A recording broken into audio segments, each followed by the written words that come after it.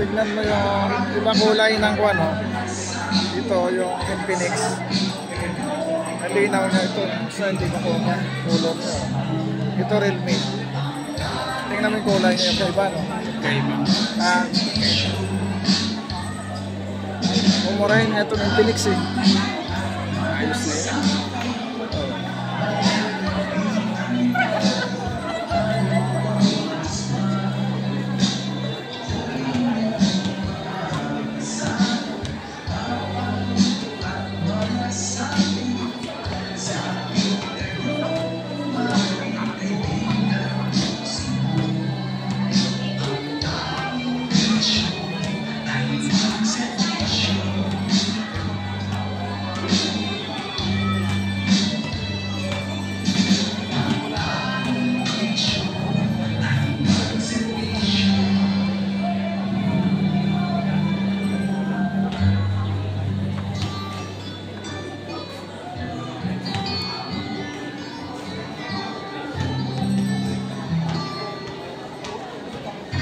Dumating na ba?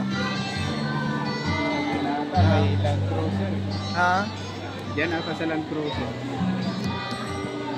Hindi ba itim yung service niya? Wala.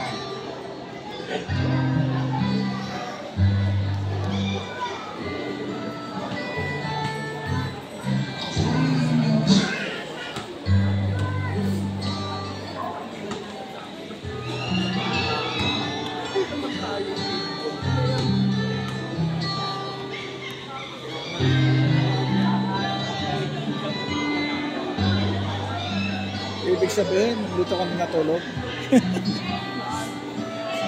Stay na ako rito. Stayin ka na ba?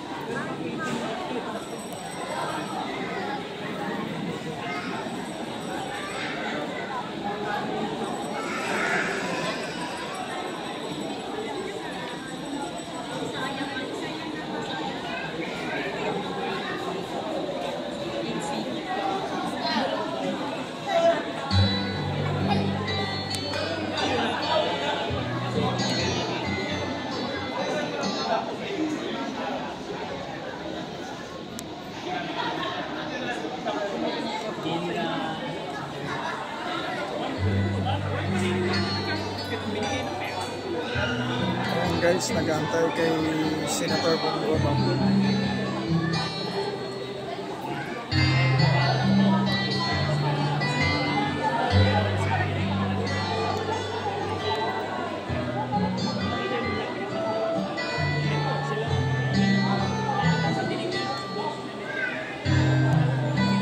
Ayan guys, habang nag-aantay tayo, talutog lang.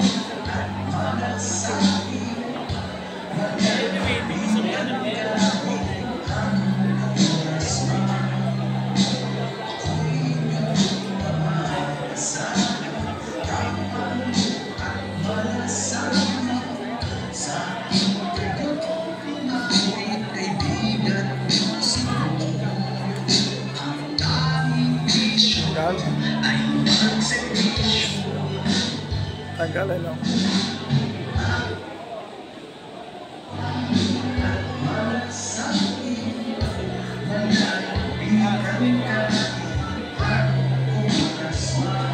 Ito yung mga biktima ng sulog ng mga natin kababayan.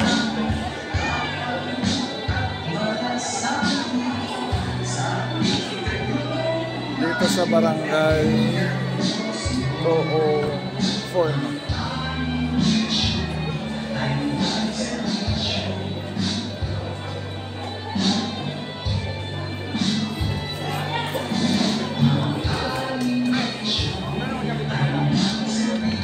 Alright! Ready na ba kayo?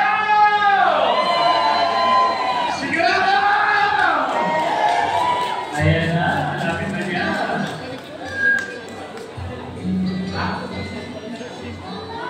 Kapitan, stop!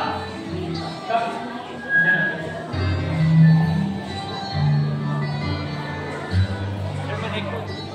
Kilala niyo si Mongo yun eh. Ayan si Mongo. Ayan o. Lumayan si Mongo ba? Iba talaga, asensado na pumuti o. Dati. Dati, nasunog ka sa ano eh. Saan? Nasunog saan? Ayan na po, ayan na po. Hindi. Yan si Senator Bongo Jr. Senator, ano masasabi mo? Sabi ko, basketball tayo ngayon ay nakahanda na yan. Oo, sige. Yung dati kang channel, wala na yan. Bago na yan. Tinik down. Anong nangyari? Hindi na ako na-take down. Si Ate Milby yung naisip ng channel niya. Ha? Maraming na... Hindi na pala siya. Ha? Tingin nyo ng pwesto sa Senator Bong para mag-shoot ha? Mag-shoot ko yan. Mag-basketball yan. Tingin nyo ng space.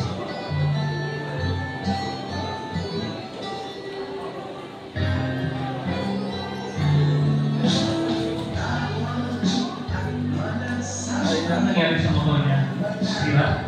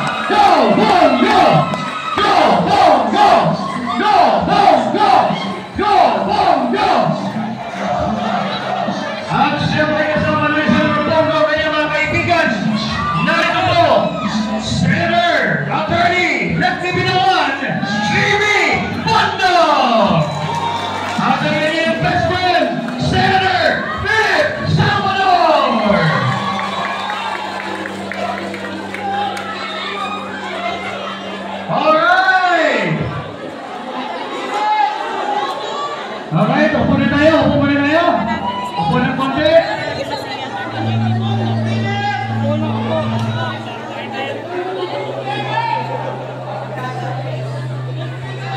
Okay, ma'am? Mamaya na po. Mga kagawad, mamaya na po. Okay. Pakinggan pa natin, Senator Bongo. Let's all welcome again, Senator Kuya Bongo! Magandang umaga po sa inyo lahat, mga kababayan ko. Kung mabunggo ka, ako may kasalanan. I love you, ma'am. Anyway, mga kababayan ko rito sa barangay 218. Mali yung nasulat mo, 204 na sinulat. Okay. Ang nasunugan sa 218. Ngayon po, kanina pinapa-basketball ako. Kaya lang hindi ako maka-shoot dahil alam nyo, galing pa po ako sa ospital kahapon.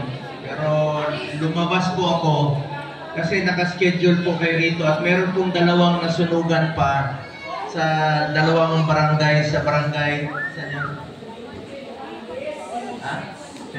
Barangay 106 at saka dyan sa Santa Mesa. Nalulungkot nga po ako na meron pong namatay, nakikiramay po ako dun sa dalawang namatay sa pamilya. At sa inyo rito, wala naman pong nasaktan. Tandaan nyo po, magtulungan lang tayo. Ang gamit na bibili, ang gamit na lalabhan, ang pera kikitain, pero yung pera kikitain na hindi po nabibili ang buhay. A lost life is a lost life forever. Kaya magtulungan lang po tayo at huwag po kayo mawala ng pag-asa. Kaya po ako narito ngayon, sa totoo lamang po, lumabas talaga ako sa dyan na hospital. May mga ginawa sa akin, hindi pa tinatanggal to. Dahil gusto ko makabisita kaagad doon sa mga nasunugan. Dahil nung panahon ng kampanya, hindi po kami nakakaikot dahil bawal po. Kaya bumalik po kaagad ako dito sa inyo. Makatulong man lang po at makapag-iwan ng konting ngiti sa inyong mga mukha po. Masaya na po ako na makita kong masaya kayo. Alam nyo, tandaan natin mga kababayan ko, minsan lang tayo dadaan sa mundong ito. Ang bilis ng buhay, hindi natin alam kung kailan tayo mawawala sa mundong ito. Kung ano yung kabutihan na pwede natin gawin sa ating kapwa, gawin na po natin ngayon. Dahil hindi na tayo babalik sa mundong ito. Kaya ako po, magtataka kayo, tapos ng eleksyon, nandito pa rin po ako. Alam nyo, pagkatapos ng proklamasyon ko noong 2019, pumunta ako sa nasunugan sa Caloocan. Nung Sabado, after my proclamation, pumunta kaagad ako sa barangay 118 at sa barangay 123 dito po sa Maynila, sa mga nasunugan. Masaya po ako dahil kahit na nasunugan sila, sumisigaw at masaya pa rin po sila. Kaya sabi ko, huwag po kayo mawala ng pag-asa, magtulungan lang po tayo. Importante buhay po tayo, mga kababayan ko. At ngayon po, nandito kami para makapagbigay po ng tulong sa inyo. Kung ano po yung matatanggapin yung tulong, bilhin nyo na po ng mga gamit sa inyong bahay, ngayong araw kami ang hapon. Gamitin nyo po sa tama. Ngayon, papasalamat po ako sa inyo. Huwag po kayo magpasalamat sa akin. Kanina may lumapit, nagpapasalamat. Huwag po kayo magpasalamat sa akin. Ako po ang dapat magpasalamat sa inyo. Dahil binigyan niyo po ako ng pagkakataon na makapagservisyo sa inyo. Maraming salamat po. Ako po ay isang Bisaya, Probinsyano, Batanggenyo, Bisaya, na binigyan niyo po ng pagkakataon na makapagservisyo sa inyo. Maraming salamat po. Salamat po. Hindi po masasayang ang tiwalang binigay niyo. Magtatrabaho po ako sa inyo. Unang sipag, pagmamalasakit po at serbisyo po ang pwede kong ialay sa inyo, mga kababayan. Salamat po sa inyo. Salamat po sa inyong tiwala. Salamat. Una-una, gusto ko rin po pasalamatan ang ating mga barangay officials na tumulong po dito, no? Ang ating barangay captain Arnold Del Rio, palakpakan po natin. Ang ating kagawad Marilyn Yumon, palakpakan po natin. Kagawad Annalisa Gonzalez, palakpakan po natin. Kagawad Nestor Encinas, palakpakan po natin. Secretary Abelina Ross, palakpakan po natin.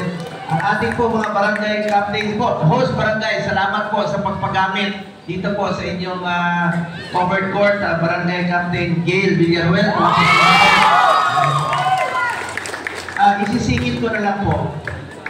Isa po, ako po ay isa sa mga author at co-sponsor ng Ligtas Pinoy Centers Act. Ito pong batas na ito maglalagay po ng mga evacuation center sa mga syudad at munisipyo.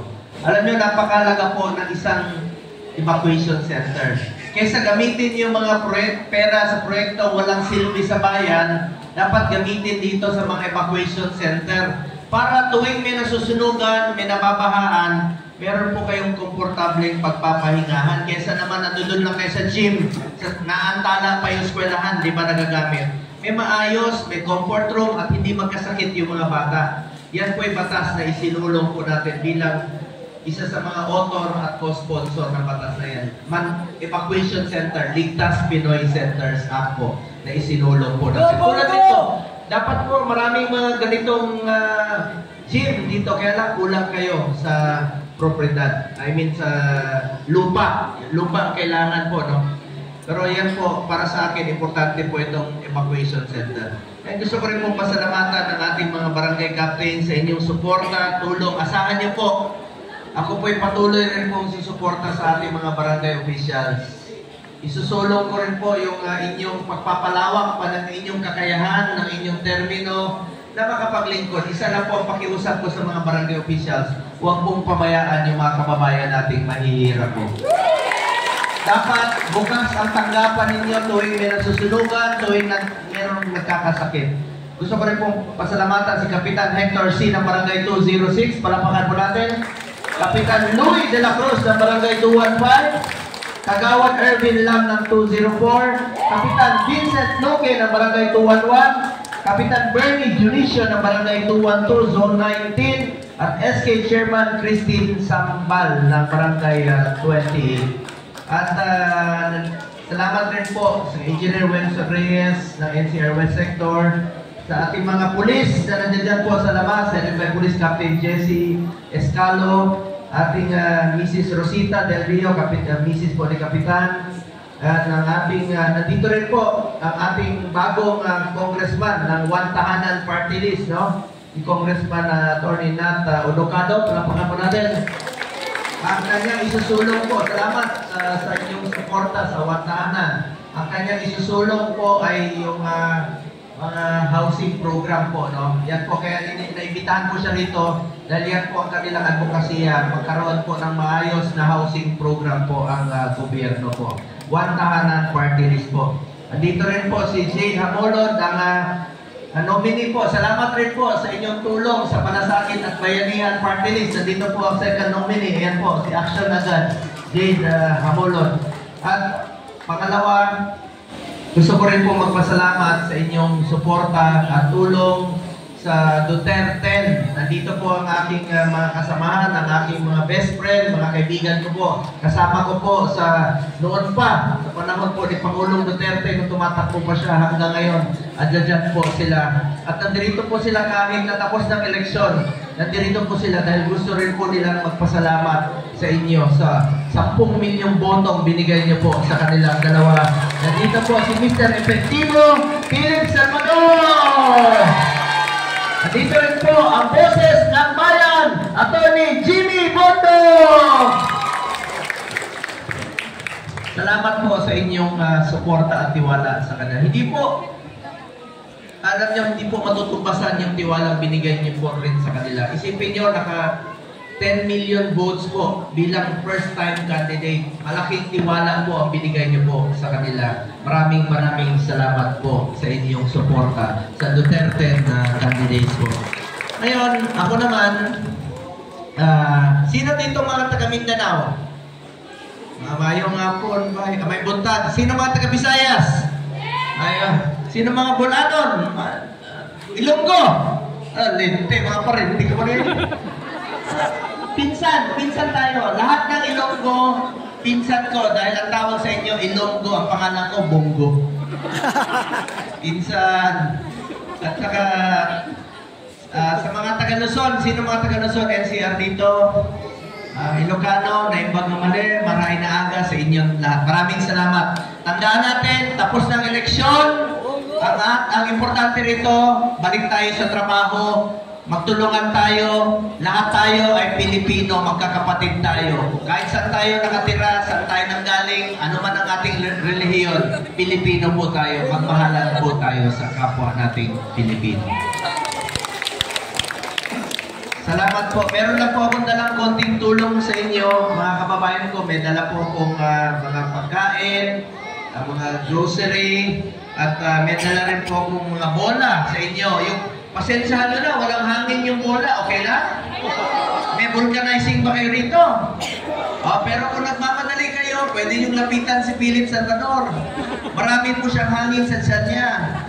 Minsan, tumutunog yung pantalon niya. Magkasama kami parati niyan, umiikot. Tumutunog yung pantalon niya. Tapos, pag nagreklamo ako, sabi ko, huwag naman dito, partner. Sabi ko, hindi huwag mong amoy, nakikiamoy ka lang. Yan, pinapatawad ko na po. Alam niyo si Philip, 71 years old na po yan. Pero, may asin pa yan. Totoo yun, magkasama kami halos araw-araw. Pag pinapawisan siya, naamoy ko. May asin talaga. Pero mabango. Tignan nyo lang kung may asin o mabango. Halika, yakap kayo. Halika dito.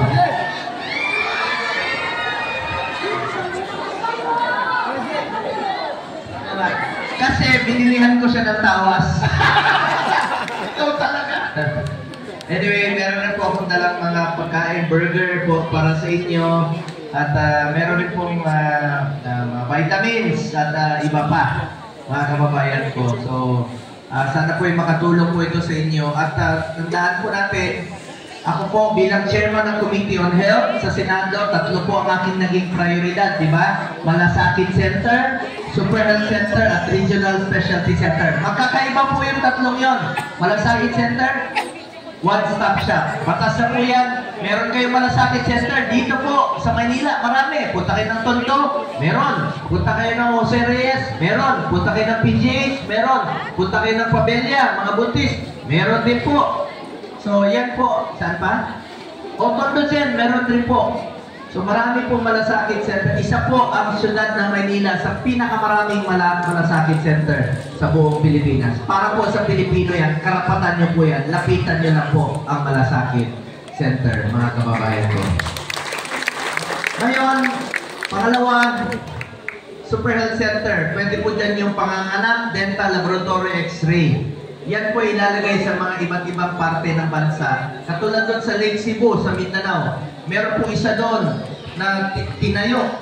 Ang layo, 2 oras ang biyahe. Tuwang-tuwa yung kapitan. Sabi ng kapitan at mayor, Sir, pangalanan namin sa iyo itong bata dahil pinanganak itong bata bago ka dumating. Pagtingin ko sa bata, babae. Sabi ko, paano mo pangalanan sa akin, lalaki ako? Sabi niya, Sir, hindi problema. Pangalanan namin ito ng Bunga. Bunga! True to life story po yung ginagawa ko. Yung ginagawa kong trabaho, nangyayari po sa totoong buhay. Hindi po ako politiko na mga ngako. Ginagawa ko lang po ang aking trabaho para sa ating mga kababayang Pilipino. Magkakaroon po ng 700 na Super Health Center sa buong Pilipinas. Yung mga buntis, pwede manganak. Yung hindi pa buntis, may panahon pa kayo magpabuntis. Dapat may asawa kayo pag nagpabuntis kayo. Ngayon, pangatlo, specialty center. Yung mga heart center, kidney center, lung center, geriatric sa matatanda, pwede na po dyan sa mga specialty center. Maglalagay po sa buong Pilipinas, ako po ang principal sponsor ng batas na yan. Regional Specialty Center po. Sa buong Pilipinas po yan ilalagay. Chairman din po ako ng Committee on Sports. Ayaw ko pong masayang ang inumpisahan ni Pangulong Duterte na labanan ang kriminalidad at ang illegal na droga. Kaya, through sports, Kapitan, kung meron kayong mga paliga rito, inter-barangay o inter-purok, tutulong po ako para ilayo natin ang mga kabataan sa illegal na droga.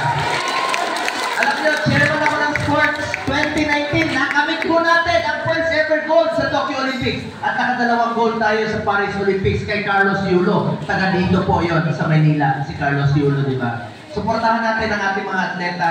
Isa ako sa author at co-sponsor ng National Academy of Sports.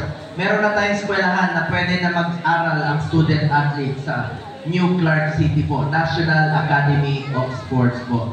Ngayon, chairman din po ako ng Committee on Youth sa mga kabataan. Kayo ang kinabukasan ng bayan ito. Tututukan ko rin po ang edukasyon ng ating mga kabataan. Meron po pinirmahan si Pangulong Duterte, pre-tertiary education. Sa panahon niya, gusto ko po i-expand ito para magkaroon po ng mga choices ang ating mga kabataan po. Pre-tertiary education namin. Asahan niyo po, magtatrabaho po ako para sa Pilipino. Bilang inyong senador, I have authored 18 laws. I have principally sponsored 90 laws. I have co-authored and co-sponsored 190 laws po. At wala po akong absent sa Senado po. Present po ako parati sa Senado po. Salamat sa inyong pagkakataong binigay sa akin. Salamat po sa inyo lahat. Tatawagin niyo lang po akong Kuya Bongo ninyo, mga kababayan ko. At kayo naman po, pwede niyo akong tawagin Kuya. Pero may pakiusap ako sa inyo. Manong, huwag mo naman akong tawagin Kuya. Ay, siyempre magsalubong tayo. Kuya po. Ano ako, Super Lolo? Madali namang tandaan ang pangalan ko. Pumunta kayo sa kantong, traffic. Ano yung maalala nyo? Ano yung green? Pag gutom na kayo, bibili kayo ng manok. Chokes to? Anong pangalan ng dating Pangulo? Rodri? Ang paborito namin ulam, Mong? Oo, kita nyo. Anong tawag sa mahilig sa alak? Laseng? Hoy, mga laseng ko! Huwag kayo magmaneho pag nakainom. Delikado yan. Pag may nangyari sa inyo, ako na naman maalala nyo. Pag kayo ay na? Kita nyo. Mong tawag. Oo. At anong paborito nating araw? Walang trabaho, Ling? Anong paborito hotel ni Philip Salvador?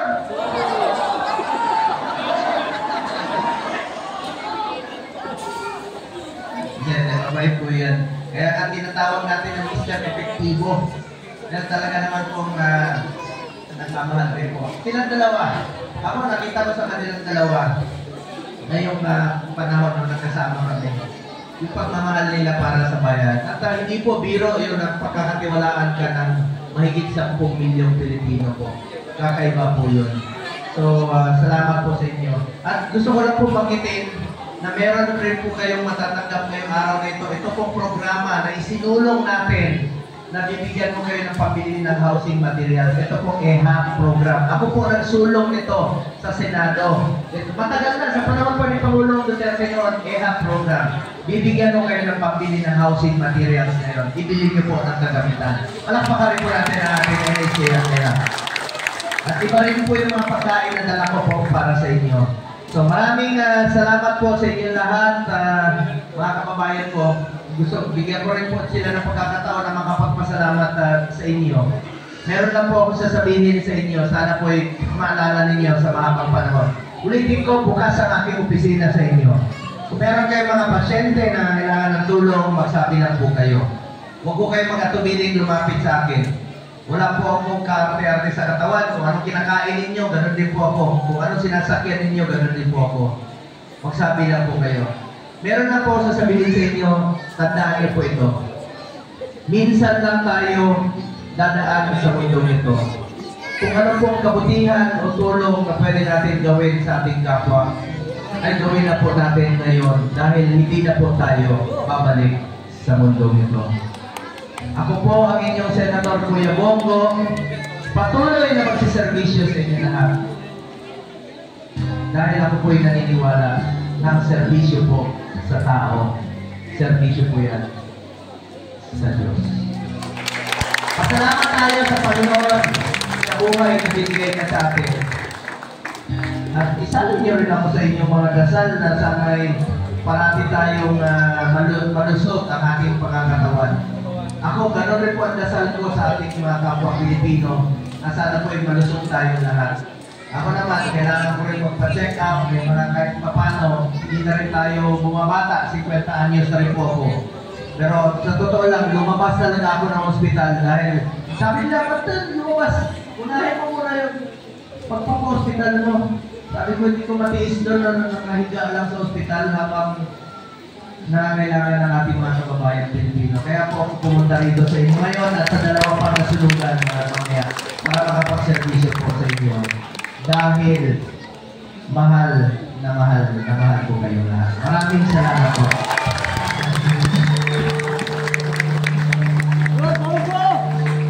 Tawagin natin si Philip Salvador at si Jimmy Bondok. Bigyan natin sila ng pagkakataon makapagpasalamat sa inyo.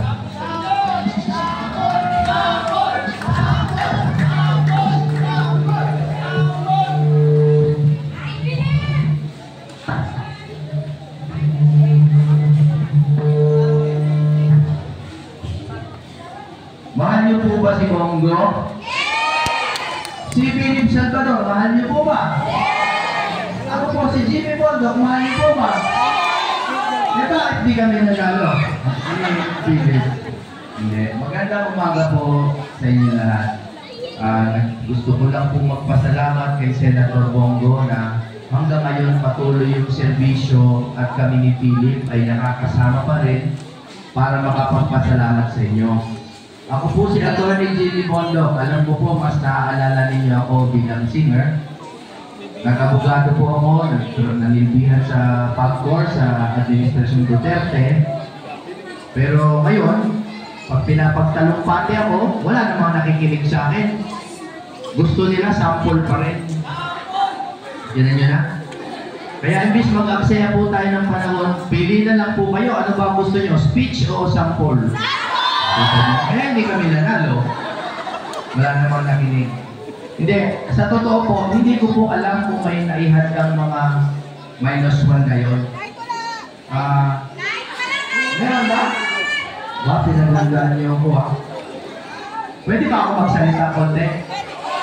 Papasalamat lang ako. Kasi po, alam niyo po, ang dami nangyari sa akin mula 2016 hanggang ngayon. Ang buhay ko po nabago dahil kay Pangulong Duterte, kay Vice President Duterte at kay Senator Bongo. Nabago po ang buhay ko sa maraming paraan. Una, mas nakilala ko po kayo. Kahit paano nakilala niyo po ako. Sino ba dito bumoto sa amin? Meron ba? Sino yung hindi? Pwede na po umuwi. Hindi. Ako po, nagdilbihan ako sa PAGCOR at nasunugan po ako niyan noong 2019. Naubos po yung mga gitara ko. Kaya alam mo po yung pakiramdam kapag nasunugan. Kaya naiintindihan ko po si Senator Bongo, kaya siya tulong na tulong sa mga nasunugan.